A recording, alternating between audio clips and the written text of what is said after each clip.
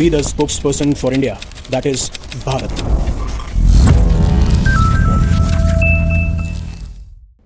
Hello future leaders. अब Iran ने एक ऐसा स्टेप लिया है जिसके बारे में हर कोई बात कर रहा है और वो वीडियोस भी बहुत ज्यादा वायरल हो रहे हैं सोशल मीडिया के ऊपर। और अब यहां पे साफ साफ सवाल खड़े हो चुके हैं कि क्या जो ईरान में प्रोटेस्ट हो रहे हैं वो सही में एक्चुअली में ग्राउंड पे जो लोग सफर कर रहे हैं आज के टाइम पे ईरान की जो कंडीशन है, जहां पे ये बताया जाता है कि जो मास लेवल पे प्रोटेस्ट हो रहा है वो इसलिए हो रहा है क्योंकि ईरान की इकोनॉमी कोलैप्स कर रही है, इन्फ्लेशन बढ़ रहा है, लोगों के पास में पैसे नहीं है जिससे वो खाना खरीद सके, फ्यूल खरीद सके। और एक तरफ एक वीडियो आता है और जो कि ड्रॉप किया जाता है ईरानियन रिजीम के द्वारा। और वहां पे सबसे स्पेशल बात यह थी कि इसमें इन्वॉल्व थे यूरोप के बहुत सारे मेजर कंट्रीज के एम्बेसडर्स। अब और इवन यहां पे ट्रंप को भी टारगेट किया गया। अब होता क्या है, वन बाय वन बात करते हैं। और आपका क्या मानना है, क्या है रियलिटी? क्या रियल में ईरान पे जो प्रोटेस्ट हो रहे हैं वो इसलिए हो रहे हैं कि लोग सफर कर रहे हैं जिस तरीके से इकोनॉमी कोलैप्स कर रही है, एंड देन अब एट द एंड सवाल खड़े हो गए हैं Iranian supreme leader Ayatollah Ali Khomeini में, या फिर इसमें बाहरी ताकतों का भी इंटरफेरेंस है? आप जरूर कमेंट सेक्शन में बताइएगा। उससे पहले तेहरान क्या करता है? तेहरान एक फॉर्मल समन भेजता है। जितने भी एम्बेसडर हैं जैसे ब्रिटेन, जर्मनी, इटली, फ्रांस, उनकी एक क्लोज डोर मीटिंग करवाई जाती है जिसके ऊपर बहुत सारे दर्जनों आर्टिकल पब्लिश होते हैं। Iran summons envoys of France, Germany, Italy and UK. Iran summons European ambassadors. Iran summons UK, German, French and Italian ambassadors. और इवन जो रशिया है उनका जो एक आरटी न्यूज ब्रॉडकास्टर एक चैनल है, या फिर आप कह सकते हो ब्रॉडकास्टर एजेंसी है, उन्होंने भी इस वीडियो को पोस्ट किया अपने ही एक्स चैनल के ऊपर और इवन उसके बाद में काफ़ी लोगों ने रिपोस्ट किया।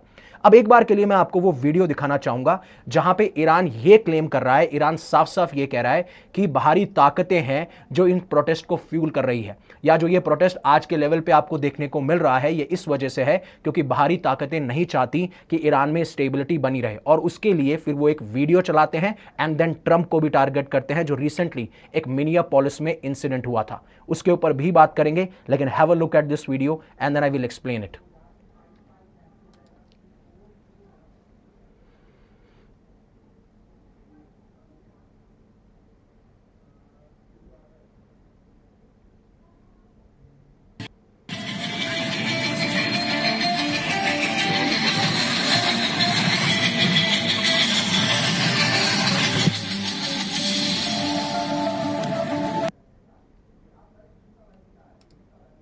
अब यहां पे जो आप देख रहे हैं ना, देखिए इनके हाथ में भी आर्म्स एंड वेपन्स है।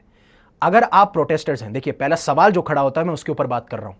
अब अगर कोई प्रोटेस्टर है उसके पास में वेपन आ रहा है और वो प्रोटेस्टर्स को ही टारगेट कर रहा है, या तो प्रोटेस्टर्स को टारगेट किया जा रहा है या फिर जो वहां के ऑफिसर्स हैं, जो सिक्योरिटी ऑफिशियल्स हैं, वहां उनको टारगेट किया जा रहा है। तो देखने को यही लग रहा है कि ये टारगेट कर रहे हैं मोस्टली सिक्योरिटी ऑफिशियल्स को, एंड इवन प्रोटेस्टर्स भी हार्म हो रहे हैं इसके अंदर। ये एक वीडियो है, एक और वीडियो मैं आपको दिखाता हूं आगे के अंदर, जहां पे ये पहले तो शूटिंग कर रहे हैं बैठ के। तो पहला सवाल तो ये है कि ये प्रोटेस्टर्स पे क्यों गोली चला रहे हैं। दूसरा सवाल ये है कि इनके पास में वेपन्स कहां से आए। तीसरा सवाल ये है कि इन्होंने अपना चेहरा क्यों ढक रखा है। तो फिर शक और बढ़ने लगता है कि क्या ऐसा किया जा रहा है। अब देखिए, मुझे नहीं पता है कि एक्चुअली में बाहरी ताकतें इसको सपोर्ट कर रही हैं कि नहीं कर रही हैं, मैं किसी एजेंसी में काम नहीं करता। एंड इवन आप फिर कॉन्स्पिरेसी थ्योरीज ये भी कहेंगी कि ईरान ने खुद ने प्लांट किए होंगे ऐसे लोग। जब धीरे धीरे प्रोटेस्ट बढ़ने लगा तो ईरान ने ऐसे लोग प्लांट कर दिए जिनका चेहरा ना दिखे और सवाल खड़े किए जा सके। ये भी एक थ्योरी निकल के आती है। इसीलिए मैं आपका ओपिनियन मांग रहा हूं, क्योंकि अभी मेरे पास में ना तो कोई एविडेंसेस है, ना मैं कोई एजेंसी का मेंबर हूं जिसमें ये क्लियर कर सकूं नहीं नहीं एक्चुअली में ये हो रहा है। लेकिन हां, मैं ये बात कर सकता हूं कि यूएस और इजराइल के इंटेंशन जरूर हैं कि जो ईरान की प्रेजेंट रजीम है वो उसको टॉपल डाउन करना चाहते हैं, उसको हटाना चाहते हैं। That is for sure. ये हर जगह बात की जा रही है और हर जगह इसको डिस्कशन भी किया जा रहा है। इसमें कोई सवाल नहीं खड़े होते हैं अगर आप ये बात करेंगे नहीं नहीं नहीं ईरान मतलब यूएस नहीं चाहता है, इजराइल नहीं चाहता है। अब आगे देखते हैं उस वीडियो में एक्चुअली में हो क्या रहा था। फिर उसके बाद में आप देखेंगे कि यहाँ पे प्रोटेस्टर्स जो हैं, हालांकि बहुत ही ब्लर्ड वीडियो है, पूरी प्रॉपर क्लैरिटी नहीं है। अब यहाँ पे देखिए कार खड़ी है, राइट, ये कार्स खड़ी हैं। अब ये जनरली लग तो रही हैं कि ये सिविलियन कार्स हैं, ये कहाँ वहाँ पे सिक्योरिटी ऑफिशियल्स की कार नहीं है। और फिर उसके बाद में बहुत सारे प्रोटेस्टर्स आते हैं, इस कार पे मारने लगते हैं और ये देखिए ये कार को टिल्ट हो जाती है, कार को टेढ़ा कर देते हैं। तो अब इसमें प्रोटेस्टर्स ने किसी सिविलियन को टारगेट किया है या फिर किसी ऑफिशियल को टारगेट किया है, यहाँ तक क्लियर नहीं है। बट यहाँ पे यही शो हो रहा है कि किस तरीके से काफ़ी सारे प्रोटेस्टर्स जो हैं वो वायलेंस का सहारा ले रहे हैं, अटैक कर रहे हैं, आर्म्स और वेपन्स प्रोवाइड किए जा रहे हैं। तो इसीलिए ईरान ने इनके ऊपर ये इल्ज़ाम लगाया कि ये फॉरेन इंटरफेरेंस है जो कि हमारे नेशनल अफेयर्स या फिर इंटरनल अफेयर्स में अटैक कर रही है। और फिर उसके बाद में पब्लिक प्रॉपर्टी वेंडलाइज की जा रही है, मतलब इंटेंशनली डैमेज किया जा रहा है। इन सारी इमेजेस को ये दिखाते हुए कहते हैं। फिर इवन उसके बाद में ये फोटोज दिखाने के बाद में एक जो वीडियो बहुत वायरल हो रहा था जो यूएस से निकला था मिनियोपोलिस सिटी में, जहां पे एक वुमन को एक immigration and custom enforcement officer गोली मार देता है एंड देन उसके बाद में यूएस का डिपार्टमेंट ऑफ होमलैंड सिक्योरिटी ये कहता है कि उन्होंने ये जो एक्ट किया ये सेल्फ डिफेंस में किया है। और फिर उसके ऊपर बहुत ज़्यादा सवाल खड़े होने लग जाते हैं, कंट्रोवर्सी वहाँ पे भी खड़ी हो जाती है कि क्या उसको अवॉइड किया जा सकता था, क्या बिना शूटिंग के भी उस वुमन को कंट्रोल किया जा सकता था जिस तरीके से 37 ईयर ओल्ड को मारा गया। तो इसको भी दिखाया गया। और फिर उसके बाद में इन्होंने कहा कि जिस तरीके से डोनाल्ड ट्रंप ने यह कहा था कि जब मैंने वो वीडियो देखा जिसमें उस वुमन को टारगेट किया जाता है आईसी ऑफिसर के द्वारा, ये हॉरिबल थिंग है। वुमन जिस तरीके से चिल्ला रही थी, ऑब्वियसली बात है प्रोफेशनली वो एक प्रोटेस्टर थी, और वुमन जो कार ड्राइव कर रही थी वो तो डिसऑर्डर लग रही थी, पागल लग रही थी, राइट। ये सारी चीज़ें कहते हुए फिर ये कहते हैं कि अगर कोई भी ऑब्स्ट्रक्ट और रेजिस्ट करेगा या वायलेंटली बिहेव करेगा विलफुली, मतलब खुद इच्छा से, तो हम जो आईसी ऑफिसर है उनके पास में पूरा राइट है कि वो सेल्फ डिफेंस में टारगेट कर सके।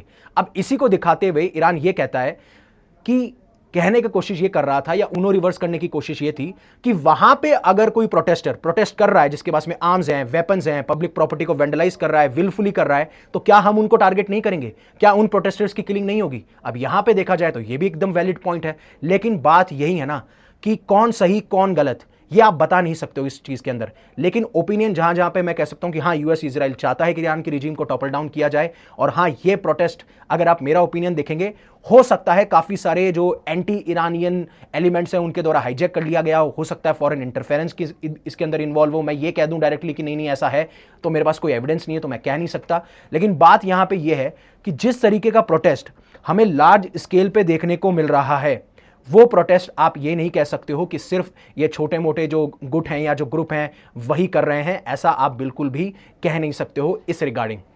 ईरानियन गवर्नमेंट का चार्ज यही है कि वो यूरोपियन नेशन पे ये इल्जाम लगाती हैं कि आप हमारे इंटरनल अफेयर्स पे एंटर कर रहे हो और सपोर्ट कर रहे हो इन ऑनगोइंग प्रोटेस्ट को। इसीलिए वो कहती हैं कि आप जो भी स्टेटमेंट्स दे रहे हो जिसमें आप प्रोटेस्ट को सपोर्ट करते हुए पाए जा रहे हो उसको आप विड्रॉ कर लीजिए, जो भी पॉलिटिकल और मीडिया सपोर्ट दिया जा रहा है उसको बंद कर दीजिए, और ईरान की नेशनल सॉवरेनिटी को रेस्पेक्ट कीजिए। ये सारी डिमांड ईरान के द्वारा रखी जाती है। अब जहां पे ये सवाल है जो मैं कह रहा हूं कि अगर ये किसी गुट का काम होता या फिर बाहरी ताकतों का भी काम होता, अब आप कहने में तो ये भी कह सकते हो कि नेपाल के अंदर जो पूरे बड़े लेवल पर प्रोटेस्ट हुए वो भी तो नेपाल के अंदर प्रोटेस्ट थे। आप ये कैसे कह रहे हो कि ईरान के अंदर जो प्रोटेस्ट हुए हैं वो किसी बाहरी ताकत का काम नहीं है, लेकिन नेपाल के प्रोटेस्ट में तो बार बार ये लगता है कि यूएस ने वहां पे भी इंटरफेयर किया था।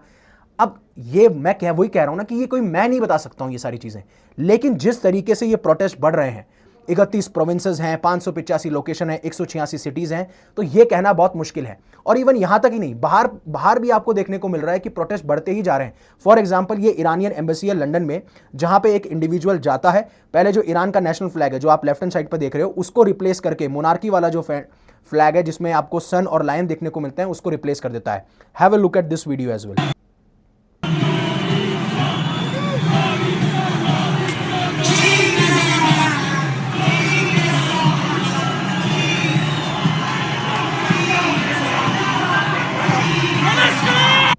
काफ़ी लोगों ने तो इसे स्पाइडरमैन से भी कंपेयर किया था, बोला हालांकि स्पाइडरमैन तो नहीं है ये। फिर उसके बाद में ये चढ़ते हैं यहाँ पे, फिर ये जो फ्लैग आप देख रहे हो इसको रिप्लेस कर दिया जाएगा। इसको रिप्लेस करने के बाद में ये जो फ्लैग है जो आप यहाँ पे देख पा रहे हो, ये लायन और सन वाला फ्लैग जो मोनार्की को रिप्रेजेंट करता है, उसको ये फहराते हुए नजर आते हैं, राइट। और ऐसे ही काफ़ी सारे प्रोटेस्ट ईरान के बाहर भी देखने को मिल रहे हैं, जैसे लंदन हो, पेरिस हो, इस्तांबुल हो, जिससे कि वो सपोर्ट कर सके जो ईरान के अंदर एंटी रजीम प्रोटेस्ट चल रहे हैं। वहीं पे जो ईरान के सुप्रीम लीडर हैं अयतुल्ला अली खमनी, अब रिपोर्ट्स ये निकल के आ रही हैं कि उनको काउंटर करने के लिए लाखों की तादाद में उन्हीं को सपोर्ट करने के लिए ईरान की सड़कों पे लोग आ चुके हैं, जहां पे इस इस्लामिक रिजीम या ईरान की जो रिजीम है उसको भी सपोर्ट किया जा रहा है, और जो सिक्योरिटी फोर्सेस या सिक्योरिटी ऑफिशियल्स ने इस प्रोटेस्ट के दौरान जान गंवाई है उनके ऊपर भी शोक मनाया जा रहा है। तो इस तरीके से भी ईरान कोशिश कर रहा है, या फिर एक्चुअली में, अब आप यहां पर भी सवाल उठा सकते हो कि क्या एक्चुअली में ये ईरानियन प्रोटेस्टर्स हैं जो प्रोटेस्ट चल रहे हैं उसके खिलाफ खड़े हुए हैं और सपोर्ट करने के खड़े हुए हैं ईरान की सरकार के, क्या या ईरान की सरकार ने इनको मोबिलाइज किया है? जहां पे भी ऐसी बातें होंगी वहां पे ऐसे ओपिनियंस बाहर निकल के आएंगे। एक्चुअली में तो ये कहना बहुत मुश्किल हो जाता है, बट हाँ, ईरान हर एक वो कोशिश कर रहा है जिससे उनकी रिजीम बची रहे, और बाकी यूएस और इजराइल हर एक कोशिश कर रहा है जिससे उनकी रिजीम टॉपल डाउन की जा सके। अब उसके बाद क्या होता है, जो भी ब्रिटिश फॉरेन सेक्रेटरी हैं या फिर आयरलैंड है, नेदरलैंड है, फिनलैंड है, यूके है, जर्मनी है, सबके सब ईरानियन एम्बेसडर्स को समन करते हैं एंड देन कहते हैं कि कोई जवाब है आपके पास में जो हॉरिफिक प्रोटेस्ट हमें ईरान के अंदर देखने को मिल रहे हैं, जहां पे अभी 2000 से ज्यादा लोगों की किलिंग हो चुकी है। अब आप ये नहीं, और इसमें जो प्रोटेस्टर्स की संख्या है वो सबसे ज्यादा है, इवन बच्चे भी मारे जा चुके हैं और कुछ सिक्योरिटी ऑफिशियल्स भी हैं। तो यहां पे इनसे जवाबदेही मांगी गई कि आपने इंटरनेट को शट डाउन कर लिया, आपने प्रिसाइजली किया, मतलब जो आप कॉन्टेक्ट बनाना चाहते हैं वो आप कॉन्टेक्ट बना रहे हैं, जो आप शेयर करना चाहते हैं वो आप कर रहे हैं, लेकिन बाकी जितने भी ईरान में लोग रह रहे हैं उनके लिए ना तो कॉल करना मुश्किल हो रहा है, ना इंटरनेट का इस्तेमाल करना मुश्किल हो रहा है। और ये काफी बार सरकारें करती हैं क्योंकि उस टाइम पे जो इशू गवर्नमेंट फेस कर रही है वो पूरे वर्ल्ड वाइड उन लोगों को पता ना चले। और सबसे बड़ी बात है, एक प्रोटेस्टर्स को कल फांसी होने वाली है, यानी एग्जीक्यूटेड किया जा रहा है। ये ह्यूमन राइट ग्रुप ने वार्न कर दिया गया है। ये जो आप देख रहे हैं इरफान सुल्तानी, इनको कल एग्जीक्यूट किया जाएगा। इसके बारे में काफी सारी रिपोर्ट्स आ रही हैं और डोनाल्ड ट्रंप ने भी इसके ऊपर, इवन यूनाइटेड स्टेट्स ने भी कहा है कि कल इनको फांसी दी जा सकती है। तो यह भी देखना बहुत शॉकिंग होगा जब एक प्रोटेस्टर को एग्जीक्यूट किया जाएगा, क्योंकि ईरान के सुप्रीम लीडर ने साफ साफ कह दिया था कि जो प्रोटेस्ट कर रहे हैं they are enemies of God और उनके लिए सिर्फ एक डेथ पेनल्टी होगी। और यह पहला एग्जाम्पल होगा, यानी पहला ऐसा इंसिडेंट होगा जो देखने को मिलेगा। और इसके बाद में तो मुझे नहीं लगता कि प्रोटेस्ट रुकने वाले हैं, and I think that will be the time when US and Israel will strike Iran. क्योंकि डोनाल्ड ट्रंप ने अभी 25% तो टैरिफ लगा दिए हैं ईरानियन ट्रेड पार्टनर्स पे। जैसे वो चाइना सबसे ज्यादा ट्रेड करता है ईरान के साथ में, इवन इंडिया भी ट्रेड करता है। वहीं पे आप देखेंगे कतर के अंदर एक अल उदिद एयरबेस है जहां पे यूनाइटेड स्टेट्स ने अपने बॉम्बर्स भेज दिए हैं, F-35 भेज दिए हैं, टैंकर्स भेज दिए हैं, अगर ईरान के अंदर कोई भी सिचुएशन एग्रेसिव होती है तो उसको कैसे कंट्रोल किया जाए। और इवन डोनाल्ड ट्रंप ने अपने ट्रू सोशल प्लेटफॉर्म पे साफ साफ ये कहा, हेल्प इज ऑन इट्स वे।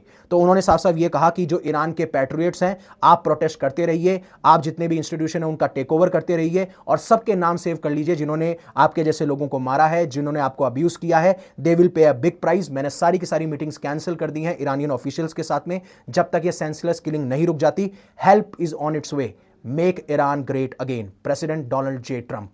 तो अब जिस तरीके से इन्होंने बोला है ना, हेल्प इज ऑन इट्स वे, तो आप ये समझ सकते हैं कि ये एक इशारा है जहां पे साफ साफ ट्रंप ये कह रहे हैं कि we are going to attack. अब किस तरीके से वो रिजीम को टॉपल डाउन करते हैं, क्या रिजीम टॉपल डाउन होती है या फिर ईरान जो कोशिशें कर रहा है उसमें कामयाब होता है, लेकिन आपका क्या ओपिनियन है आप प्लीज कमेंट सेक्शन में जरूर बताइएगा। तो यहां पे दो नैरेटिव है, एक तरफ गवर्नमेंट का नैरेटिव है जो ये कहता है कि ये एक ऑर्गेनाइज सैबोटाज किया जा रहा है, ये ऑर्गेनाइज प्रोटेस्ट है जिसमें बाहरी ताकतें इन्वॉल्व हैं, और एक तरफ ऑन ग्राउंड रियलिटी ये देखने को मिलती है कि जिस तरीके से ईरान की इकोनॉमी कोलैप्स कर रही है, जहां पे 42% इन्फ्लेशन है, लोगों के पास में जॉब नहीं है, लोग खाना नहीं खरीद पा रहे, फ्यूल के पैसे नहीं है, तो ऑब्वियस सी बात है नेशन वाइड अपराइजिंग आपको देखने को मिलेगी।